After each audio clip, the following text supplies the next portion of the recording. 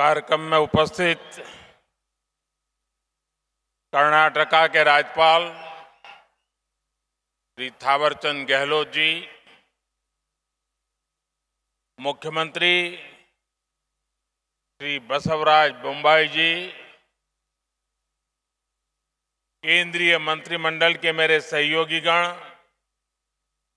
राज्य सरकार के मंत्रीगण, सांसदगण, विधायकगण और कर्नाटका के और देश के मेरे नौजवान साथियों,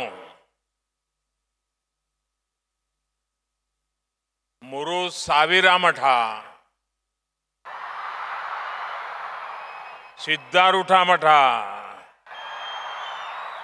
इंतहा अनेक मठागला क्षेत्र के ನನ್ನ ನಮಸ್ಕಾರಗಳು।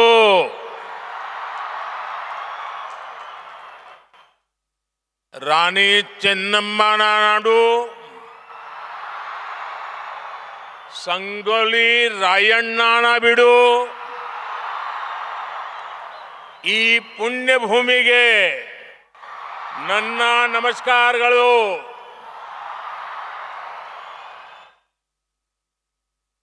कर्नाटका का ये क्षेत्र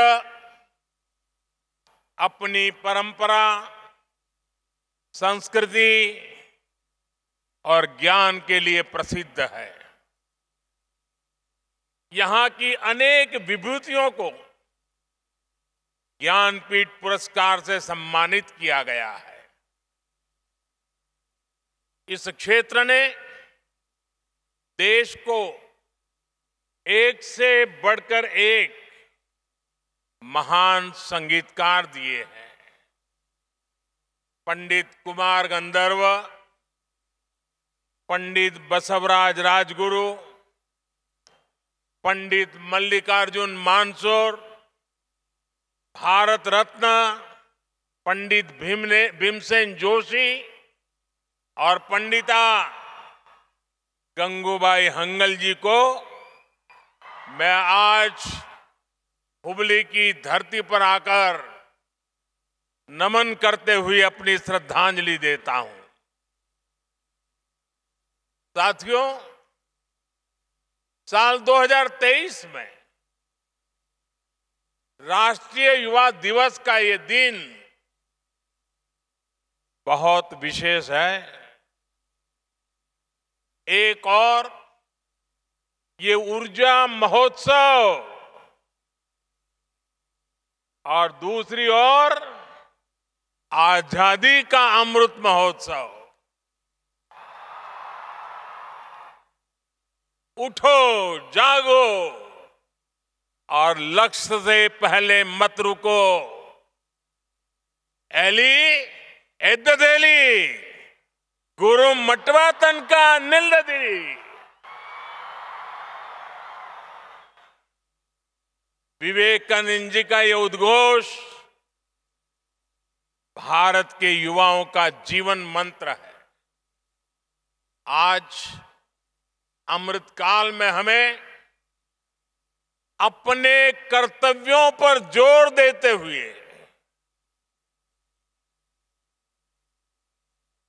अपने कर्तव्यों को समझते हुए देश को आगे बढ़ाना है। और इसमें भारत के युवाओं के सामने स्वामी विवेकानंद जी की बड़ी प्रेरणा है। मैं इस अवसर पर स्वामी विवेकानंद जी के चरणों में नमन करता हूं। अभी कुछ दिन ही पहले कर्नाटका की धरती के एक और महान संत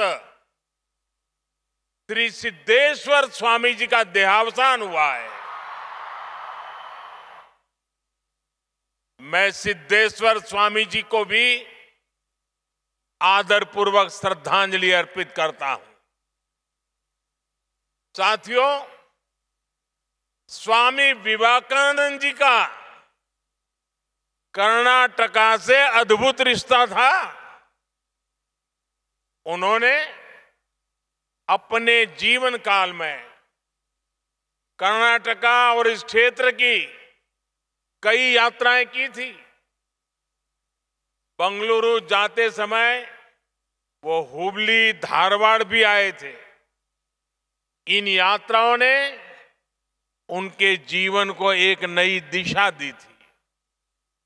मैसूरू के महाराजा भी उन लोगों में से एक थे जिन्होंने स्वामी विवेकानंद जी को शिकागो यात्रा में उनकी मदद की थी। स्वामी जी का भारत भ्रमण इस बात का भी प्रमाण है कि कितनी ही सदियों से हमारी चेतना एक थी। एक राष्ट्र के रूप में हमारी आत्मा एक थी। ये एक भारत श्रेष्ठ भारत की भावना का अमर उदाहरण है। इसी भावना को अमृत काल में देश नए संकल्पों के साथ आगे बढ़ा रहा है। साथियों, स्वामी विवेकानंद जी कहते थे कि जब युवा ऊर्जा हो, जब युवा शक्ति हो, तो भविष्य का निर्माण करना, राष्ट्र का निर्माण करना उतना ही आसान होता है। कर्नाटका की इस धरती ने खुद ऐसी कितनी ही महान विभूतियां दी है जिन्होंने अपने कर्तव्यों को सर्वोपरि रखा। बेहद कम उम्र में असाधारण काम किए। कित्तूर की रानी चेन्नम्मा देश की अग्रणी महिला स्वतंत्रता सेनानियों में से एक थी। उन्होंने सबसे मुश्किल समय में भी आजादी की लड़ाई को नेतृत्व दिया। रानी चेन्नम्मा की ही सेना में उनकी साथी संगोली रायण्णा, ऐसे वीर योद्धा भी जिनके शौर्य ने ब्रिटिश सेना का हौसला तोड़ दिया था। इसी धरती के नारायण महादेव डोनी मात्र 14 साल की उम्र में देश के लिए बलिदान देने वाले शहीद बने थे। युवा की जीवटता क्या होती है, उसके हौसले कैसे मौत को भी मात दे सकते हैं, ये कर्नाटका के सपूत लांस नायक हनुमन थप्पा खोपड़ ने सियाचिन के पहाड़ों में दिखा दिया था।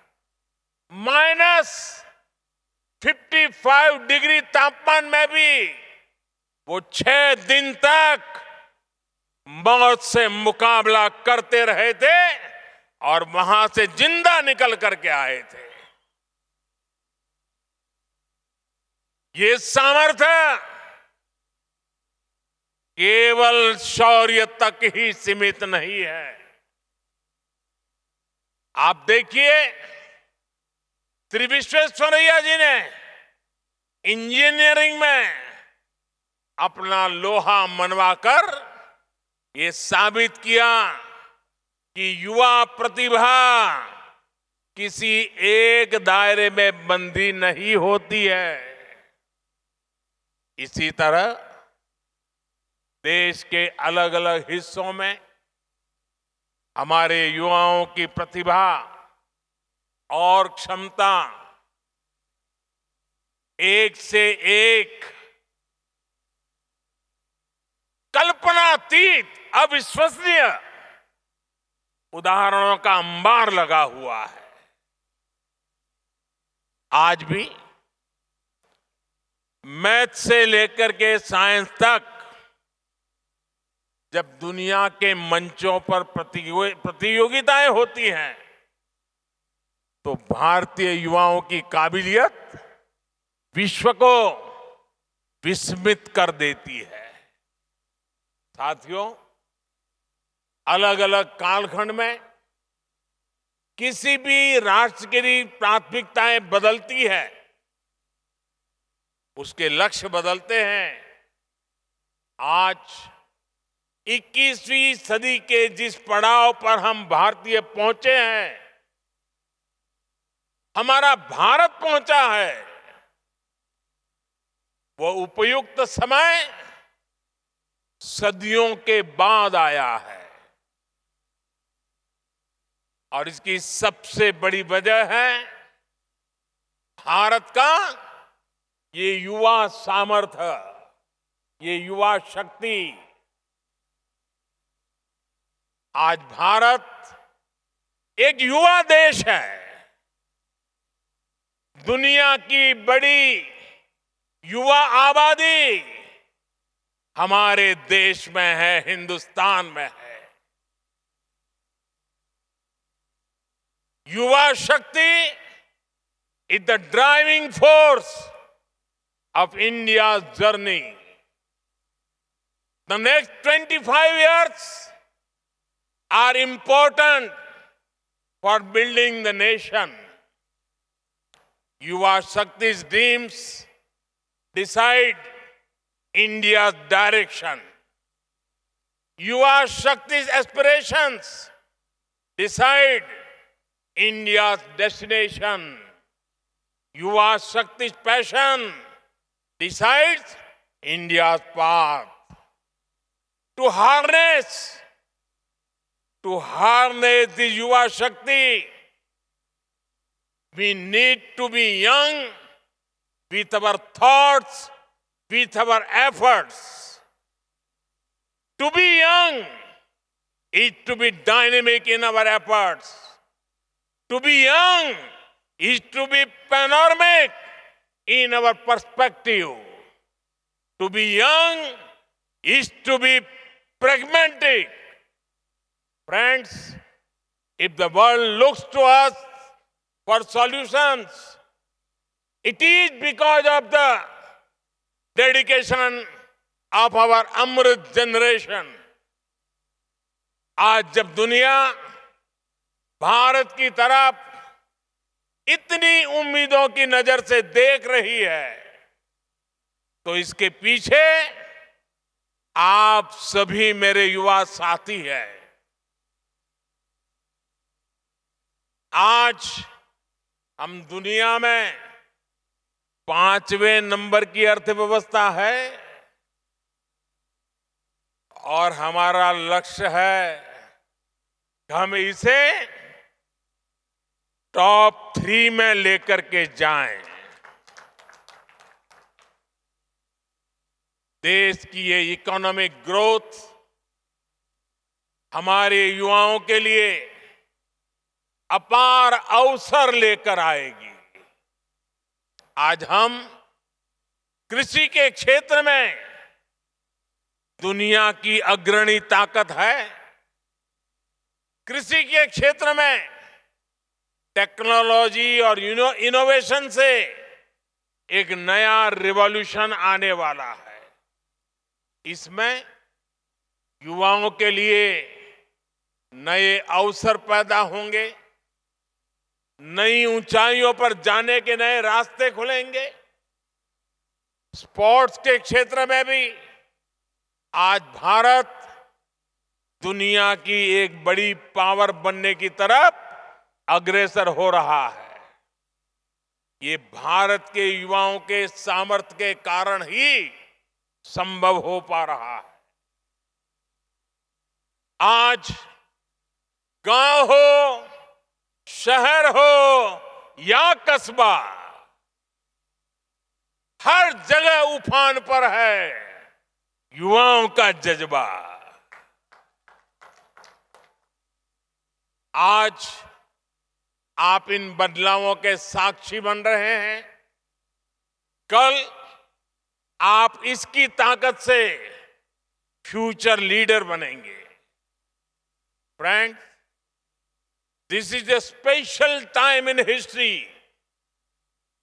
You are a special generation.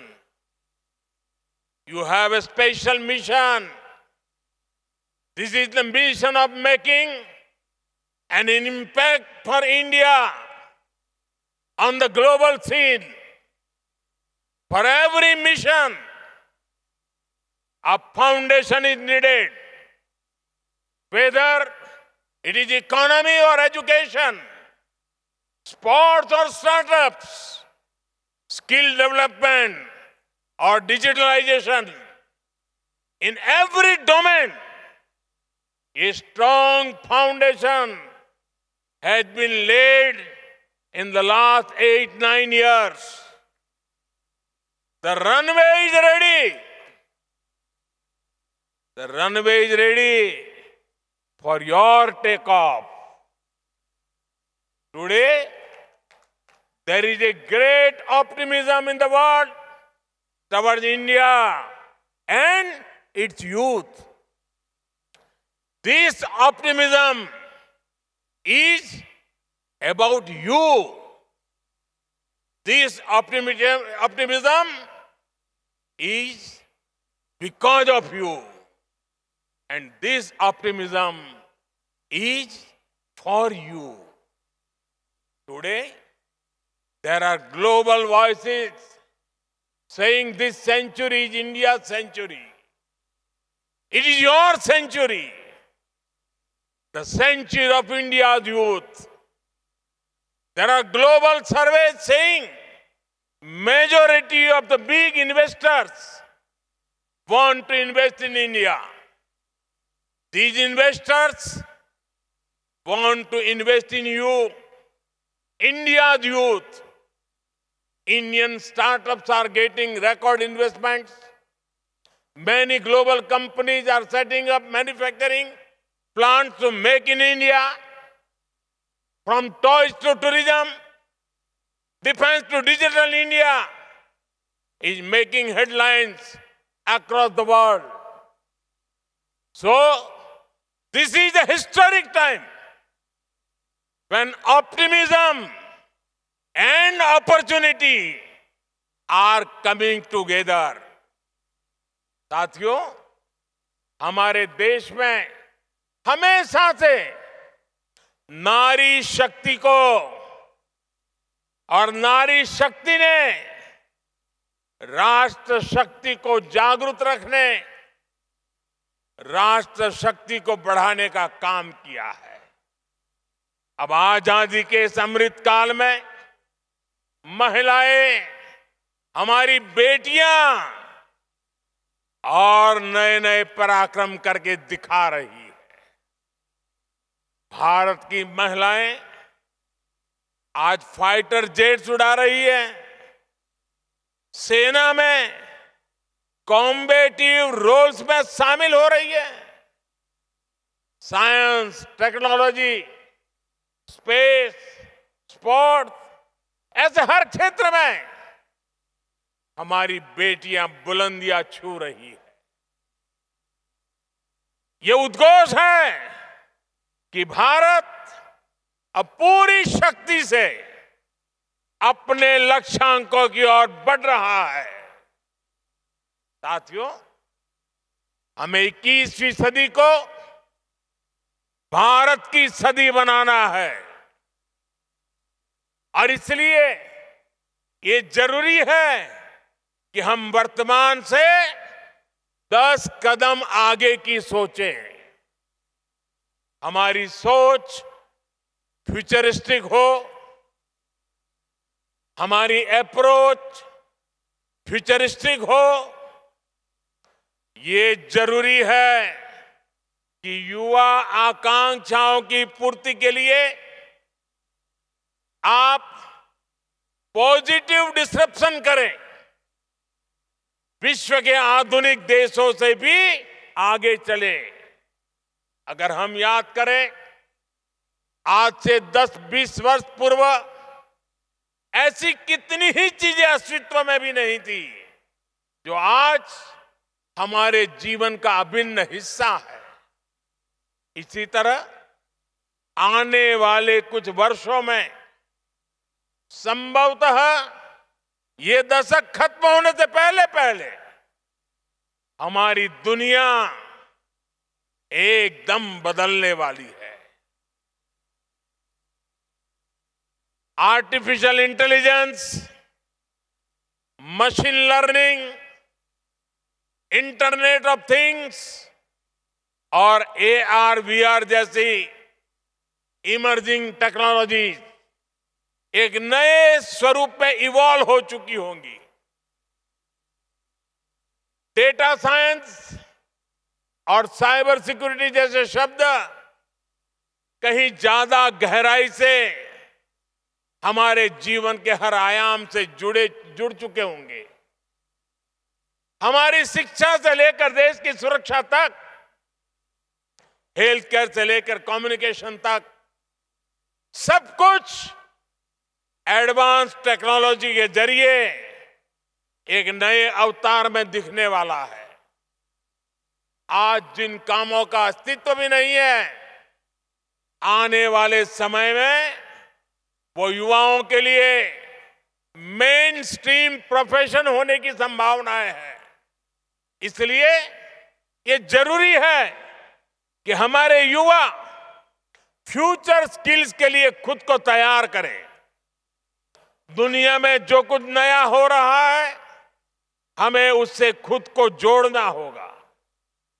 जो काम कोई नहीं कर रहा है, हमें उन्हें भी करना होगा। नई पीढ़ी को इस माइंडसेट से तैयार करने के लिए देश नई राष्ट्रीय शिक्षा नीति के जरिए प्रैक्टिकल और फ्यूचरिस्टिक एजुकेशन सिस्टम तैयार कर रहा है। आज स्कूल से ही इनोवेटिव और स्किल ओरिएंटेड एजुकेशन पर फोकस है। युवाओं के पास आज चॉइस के हिसाब से आगे बढ़ने की आजादी है। ये बुनियाद भविष्य के भारत का निर्माण करने वाले फ्यूचर रेडी युवाओं को तैयार करेगी।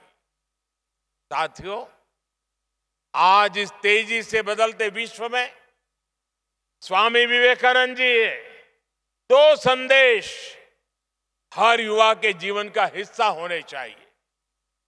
ये दो संदेश हैं, इंस्टीट्यूशंस और इनोवेशन। इंस्टीट्यूशन तब बनता है जब हम अपने विचार को विस्तार देते हैं, टीम स्पिरिट से काम करते हैं। आज हर युवा को चाहिए कि वो अपनी इंडिविजुअल सक्सेस को टीम सक्सेस के रूप में विस्तार दे। यही टीम स्पिरिट टीम इंडिया के रूप में विकसित भारत को आगे ले जाएगा। मेरे युवा साथियों, आपको स्वामी विवेकानंद की एक और बात याद रखनी है। इनोवेशन के लिए भी स्वामी विवेकानंद जी कहते थे, हर काम को 3 चरणों से गुजरना पड़ता है: उपहास, विरोध और स्वीकृति। और अगर इनोवेशन को एक लाइन में परिभाषित करना है तो वो यही है। उदाहरण के लिए, कुछ साल पहले देश में डिजिटल पेमेंट की शुरुआत हुई थी, तो कुछ लोगों ने इसका खूब मजाक उड़ाया था। स्वच्छ भारत अभियान शुरू हुआ तो भी इन लोगों ने कहा कि ये सब भारत में चलने वाला नहीं है। देश गरीबों के लिए बैंकों में जनधन खाते खुलवा रहा था, योजना लेकर आया, उसका भी मजाक उड़ाया। कोविड के समय हमारे वैज्ञानिक स्वदेशी वैक्सीन लेकर आए तो उसका भी उपहास किया गया कि ये काम भी करेगा या नहीं। लेकिन अब देखिए, आज भारत डिजिटल पेमेंट में वर्ल्ड लीडर है। आज जनधन खाते हमारी इकोनॉमी की एक बड़ी ताकत है। वैक्सीन के क्षेत्र में भारत की उपलब्धि की दुनिया में चर्चा हो रही है। इसलिए आप युवाओं के पास अगर कोई नया आइडिया है तो याद रखें कि आपका उपहास हो सकता है, विरोध हो सकता है, लेकिन अगर अपने आइडिया पर आपको यकीन है तो उस पर टिके रहिए, उस पर भरोसा बनाए रखिए। आपकी सफलता मजाक बनाने वालों की सोच से कहीं बड़ी साबित होगी। साथियों, युवाओं को साथ लेकर आज देश में लगातार कुछ न कुछ नए प्रयास और नए प्रयोग हो रहे हैं। इसी कड़ी में नेशनल यूथ फेस्टिवल में भी देश के अलग अलग राज्यों के युवा विभिन्न प्रतियोगिताओं में हिस्सा लेने के लिए जुटे हैं। ये कुछ कॉम्पिटिटिव और कोऑपरेटिव फेडरलिज्म की तरह है। क्या अलग अलग राज्यों के युवा स्वस्थ प्रतिस्पर्धा की भावना लेकर अपने कौशल का प्रदर्शन करने आए हैं। यहां ये ज्यादा महत्वपूर्ण नहीं है कि कौन जीता, क्योंकि हर स्थिति में जीत भारत की होगी। क्योंकि यूथ फेस्टिवल में हमारे युवाओं का टैलेंट निखर कर सामने आएगा। आप यहां एक दूसरे से कंपटीशन करने के साथ साथ एक दूसरे के साथ कोऑपरेट भी करेंगे। इसलिए तो कहा जाता है कि कंपटीशन तभी हो सकता है जब उसमें भाग लेने वाले एक नियम को पालन करवाने में एक दूसरे का सहयोग करें। हमें कंपटीशन और कोऑपरेशन की स्पिरिट को लगातार आगे बढ़ाना है। हमें हमारे हर लक्ष्य में ये सोचना है कि हमारी इस सफलता से देश कहां पहुंचेगा। आज देश का लक्ष्य है विकसित भारत, सशक्त भारत।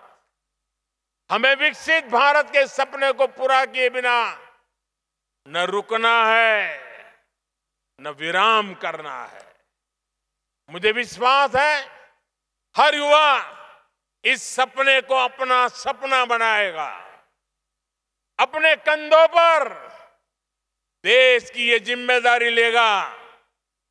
इसी विश्वास के साथ आप सभी को एक बार फिर बहुत बहुत धन्यवाद, बहुत बहुत शुभकामनाएं।